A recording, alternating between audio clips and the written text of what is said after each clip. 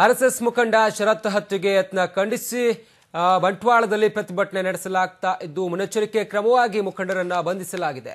ಪ್ರತಿಭಟನೆ ನಡೆಸದಂತೆ ಪೊಲೀಸ್ ಸರ್ಪಗಾವಲು ಇಡಲಾಗಿದ್ದು ಆದರೆ ನಿಷೇಧಾಜ್ಞೆ ಮೀರಿ ಹಿಂದೂ ಸಂಘಟನೆಗಳಿಂದ ಪ್ರತಿಭಟನೆಗೆ ಮುಂದಾಗಿದ್ದಾರೆ. ಈ ಹಿನ್ನೆಲೆಯಲ್ಲಿ ಬಂಟ್ವಾಳ ತಾಲೂಕಿನಾದ್ಯಂತ ಪಶ್ಚಿಮ ವಲಯ ಐಜಿಪಿ ಹರಿಶೇಖರನ್ ನೇತೃತ್ವದಲ್ಲಿ ಅರೆಸೇನಾ ಪಡೆ, ಕೆಎಸ್ಆರ್ಪಿ ಸೇರಿ ಸಾವಿರಾರು ಪೊಲೀಸ್ ಬಿಗಿ ಬಂದೋಬಸ್ತ್ ಕೂಡ ನೀಡಲಾಗಿದೆ.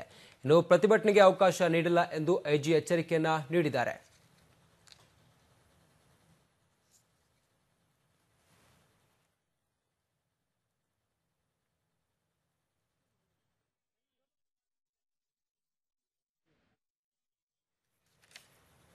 ನಿಷೇಧಾಜ್ಞೆ ಮೀರಿ ಹಿಂದೂಪರ ಸಂಘಟನೆಗಳಿಂದ ಪ್ರತಿಭಟನೆ ಈಗ ನಡೆಸಲಿಕ್ಕೆ ಎಲ್ಲ ಪ್ರಯತ್ನಗಳನ್ನ ಕೂಡ ಮಾಡಲಾಗ್ತಾ ಇರುವಂತದ್ದು. ಆರ್ಎಸ್ಎಸ್ ನಾಯಕ ಶರತ್ ಹತ್ಯೆಗೆ ಯತ್ನಿಸಿರುವಂತಹ ಪ್ರಕರಣಕ್ಕೆ ಸಂಬಂಧಿಸಿದಂತೆ ಈಗ ಬಂಟ್ವಾಳದಲ್ಲಿ ಬೂದಿ ಮುಚ್ಚಿದ ಕೆಂಡದಂತಾಗಿರುವಂತದ್ದು ಪರಿಸ್ಥಿತಿ. ಹಿಂದೂ ಮುಸ್ಲಿಂ ಗಲಾಟೆ ಹಲವಾರು ದಿನಗಳಿಂದ ಈಗ ನಡೆದುಕೊಂಡು ಬರ್ತಾ ಇರುವಂತದ್ದು. ಆದರೆ ಈಗ ತೀವ್ರ ಸ್ವರೂಪವನ್ನು ಪಡೆದುಕೊಂಡಿದೆ. ಶರತ್ ಹತ್ಯೆಯನ್ನ ಖಂಡಿಸಿ ಈಗ ಹಿಂದೂಪರ ಸಂಘಟನೆಗಳು ಪ್ರತಿಭಟನೆಗೆ ಮುಂದಾಗಿದ್ವೆ. ಆದರೆ ಏನು ಈ ಪ್ರತಿಭಟನೆಗೆ ಪರ್ಮಿಷನ್ ಕೊಟ್ಟಿಲ್ಲ ಕಾರಣಕ್ಕಾಗಿ ಈಗ ಪೊಲೀಸ್ ಬಂದೋಬಸ್ತನ್ನು ಕೂಡ ಮಾಡಲಾಗಿರುವಂತದ್ದು. ಸಾಕಷ್ಟು ಭದ್ರತೆಗೆ ಪೊಲೀಸ್ ವ್ಯವಸ್ಥೆಯನ್ನ ಇಲ್ಲಿ ಮಾಡಲಾಗಿದೆ.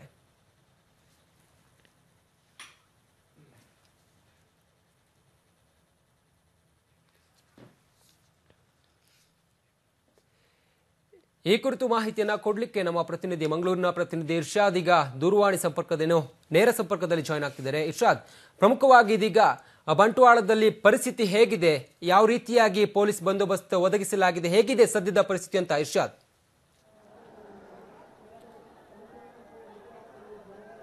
ಪ್ರಮುಖವಾಗಿ ಆರ್ಎಸ್ಎಸ್ ಕಾರ್ಯಕರ್ತ ಶರತ್ ಏನು ಹತ್ಯೆ ಯತ್ನ ನಡೆದಿತ್ತು ದಕ್ಷಿಣ ಕನ್ನಡ ಜಿಲ್ಲೆಯ ಬಿಸಿ ರೋಡ್ನಲ್ಲಿ. ಸೊ ಇದನ್ನು ಪ್ರತಿಭಟಿಸಿ, ಇದನ್ನು ಖಂಡಿಸಿ ಇವತ್ತು ಹಿಂದೂಪರ ಸಂಘಟನೆಗಳು ಪ್ರತಿಭಟನೆಗೆ ಕರೆ ಕೊಟ್ಟಿದ್ದಾವೆ. ಬಿಸಿ ರೋಡ್ ಬಸ್ ಸ್ಟ್ಯಾಂಡ್ ಏನಿದೆ ಅಲ್ಲಿ ಪ್ರತಿಭಟನೆ ಇವಾಗ ನಡೀತಾ ಇದೆ. ಪ್ರಮುಖವಾಗಿ ಈ ಪ್ರದೇಶದಲ್ಲಿ ನಿಷೇಧಾಜ್ಞೆ ಕೂಡ ಜಾರಿಯಲ್ಲಿದೆ. ಈ ನಿಷೇಧಾಜ್ಞೆ ನಡುವೆ ಕೂಡ ಇಲ್ಲಿ ಹಿಂದೂಪರ ಸಂಘಟನೆಗಳ ಕಾರ್ಯಕರ್ತರು, ಮುಖಂಡರು ಕೂಡ ಪ್ರತಿಭಟನೆಯಲ್ಲಿ ಭಾಗವಹಿಸಿದ್ದಾರೆ, ಪ್ರತಿಭಟನೆಯನ್ನು ನಡೆಸ್ತಾ ಇದ್ದಾರೆ. ಜೊತೆಗೆ ಸಂಸದ ನಳಿನ್ ಕುಮಾರ್ ಕಟೀಲ್ ಕೂಡ ಸ್ಥಳದಲ್ಲಿ ಉಪಸ್ಥಿತರಿದ್ದಾರೆ. ಉಡುಪಿ ಚಿಕ್ಕಮಗಳೂರು ಸಂಸದೆ ಶೋಭಾ ಕರಂದ್ಲಾಜೆ ಕೂಡ ಉಪಸ್ಥಿತರಿದ್ದಾರೆ. ಪ್ರಮುಖವಾಗಿ ಈ ಭಾಗದಲ್ಲಿ ಅಹಿತಕರ ಘಟನೆ ಆಗ್ತಾ ಇರುವ ಹಿನ್ನೆಲೆಯಲ್ಲಿ, ಗುಂಪು ಘರ್ಷಣೆ ಆದ ಹಿನ್ನೆಲೆಯಲ್ಲಿ ನಿಷೇಧಾಜ್ಞೆಯನ್ನು ಜಾರಿಗೊಳಿಸಲಾಗಿರುವಂಥದ್ದು. ಆದರೆ ಇದೀಗ ನಿಷೇಧಾಜ್ಞೆ ನಡುವೆ ಕೂಡ ಬಿಗಿ ಪೊಲೀಸ್ ಬಂದೋಬಸ್ತನ್ನು ಕೂಡ ಮಾಡಲಾಗಿದೆ. ಆದರೆ ಇದರ ನಡುವೆ ಕೂಡ ಇವತ್ತು ಪ್ರತಿಭಟನೆಗೆ ಕರೆ ಕೊಡಲಾಗಿತ್ತು. ಆದರೆ ಪ್ರತಿಭಟನೆ ಯಾವುದೇ ಕಾರಣಕ್ಕಾಗಿಯೂ ಅವಕಾಶ ಕೊಡೋದಿಲ್ಲ ಅಂತ ಐಜಿ, ಪಶ್ಚಿಮ ವಲಯದ ಐಜಿ ಅವರು ಎಚ್ಚರಿಕೆಯನ್ನು ಕೂಡ ಕೊಟ್ಟಿದ್ರು. ಆದರೆ ಎಚ್ಚರಿಕೆಯನ್ನು ಉಲ್ಲಂಘಿಸಿ ಬೃಹತ್ ಸಂಖ್ಯೆಯಲ್ಲಿ ಇವತ್ತು ಇಲ್ಲಿ ಜನ ಸೇರಿದ್ದಾರೆ, ಪ್ರತಿಭಟನೆಯನ್ನು ಕೂಡ ಮಾಡಿದ್ದಾರೆ.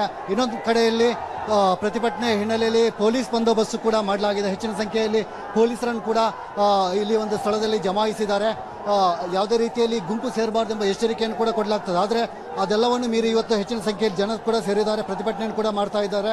ಪ್ರಮುಖವಾಗಿ ಆರ್ಎಸ್ಎಸ್ ಕಾರ್ಯಕರ್ತ ಶರತ್ ಏನಿದ್ದಾರೆ ಅವರ ಹತ್ಯೆ ಯತ್ನ ಏನಾಗಿದೆ ಬಿಸಿ ರೋಡ್ನಲ್ಲಿ, ಆರೋಪಿಗಳನ್ನು ಶೀಘ್ರವೇ ಬಂಧನ ಮಾಡಬೇಕು, ಯಾವುದೇ ಕಾರಣಕ್ಕಾಗಿ ವಿಳಂಬ ಮಾಡಬಾರ್ದು, ಯಾರು ಈ ಕೊಲೆ ಹಿಂದೆ ಇದ್ದಾರೆ ಅವರನ್ನು ಬಂಧಿಸಬೇಕೆಂಬುದು ಈ ಪ್ರತಿಭಟನಾಕಾರರ ಪ್ರಮುಖವಾದಂತಹ ಆಗ್ರಹವಾಗಿದೆ.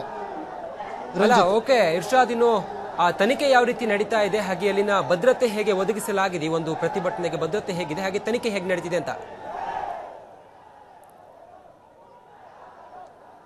ರಂಜಿತ್, ಇವಾಗಲೇ ನೀವು ನೋಡಬಹುದು ಬೀಚ್ ರೋಡ್ನ ಬಸ್ ನಿಲ್ದಾಣದಲ್ಲಿ ದೊಡ್ಡ ಸಂಖ್ಯೆಯಲ್ಲಿ ಪೊಲೀಸರನ್ನು ನಿಯೋಜನೆ ಮಾಡಲಾಗಿದೆ.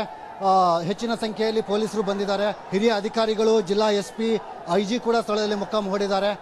ಯಾವುದೇ ರೀತಿಯಲ್ಲಿ ಅಹಿತಕರ ಘಟನೆ ನಡೆಯದಂತೆ ಎಚ್ಚರಿಕೆಯನ್ನು ಕೂಡ ತೆಗೆದುಕೊಂಡಿದ್ದಾರೆ. ಆದರೆ ಇದೀಗ ಪೊಲೀಸರು ಮತ್ತು ಕಾರ್ಯಕರ್ತರ ನಡುವೆ ಜಟಾಪಟಿ ಆಗ್ತಾ ಇರುವಂಥದ್ದು, ಅವರ ಬಂಧನಕ್ಕೆ ಪ್ರಯತ್ನ ಕೂಡ ಮಾಡ್ತಾ ಇದ್ದಾರೆ. ಆದರೆ ಹೆಚ್ಚಿನ ಸಂಖ್ಯೆಯಲ್ಲಿ ಪ್ರತಿಭಟನಾಕಾರರು ಸೇರಿರೋದ್ರಿಂದ ಬಂಧನ ಕೂಡ ಸಾಧ್ಯ ಆಗ್ತಾ ಇಲ್ಲ.